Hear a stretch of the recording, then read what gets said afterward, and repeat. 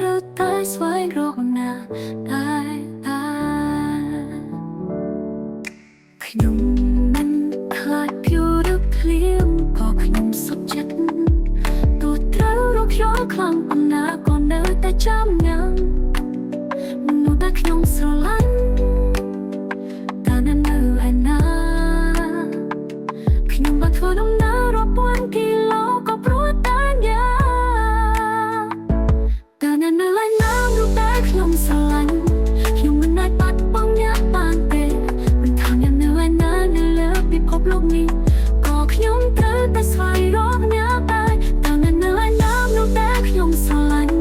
ខ្ញុំមិនអាចបាត់បង់អ្នកបានទេ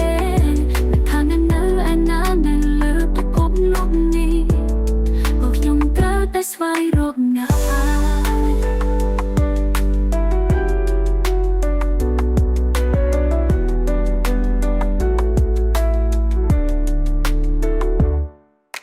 ខ្ញុំមិនខ្លាចព្យុះភ្លៀងខ្លាំងប៉ុណ្ណាខ្ញុំគ្រាន់តែត្រូវស្វែងរកអ្នក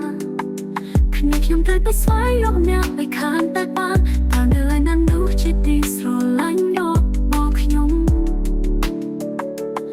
មកធ្វើដំណើររាប់ពាន់គីឡូដើម្បីអ្នកទៅជាទីស្រឡាញ់ខ្ញុំមិនអាចបោះបង់អ្នកបានទេខ្ញុំមិនខកថាវានៅឆ្ងាយប៉ុណ្ណាទេខ្ញុំនៅតែស្វែងរកអ្នកខ្ញុំមិនខ្លាចខ្យល់ខាងផ្លូវឆ្ងាយរាប់ពាន់គីឡូតែខ្ញុំគ្រាន់តែរងចាំអ្នកខ្ញុំតែស្វែងរកអ្នកហូតដល់ចង់เป็นថ្ងៃណាមួយតែនៅឯណានោះតែខ្ញុំស្រឡាញ់ខ្ញុំមិនអាចបាត់បង់អ្នកបានទេមិនថាអ្នកនៅឯណានៅលើពិភពលោកនេះក៏ខ្ញុំត្រូវតែស្វែងរកអ្នកដែរតែនៅឯណានោះតែខ្ញុំស្រឡាញ់ខ្ញុំមិនអាចបាត់បង់អ្នកបានទេមិនថាអ្នកនៅឯណានៅលើពិភពលោកនេះ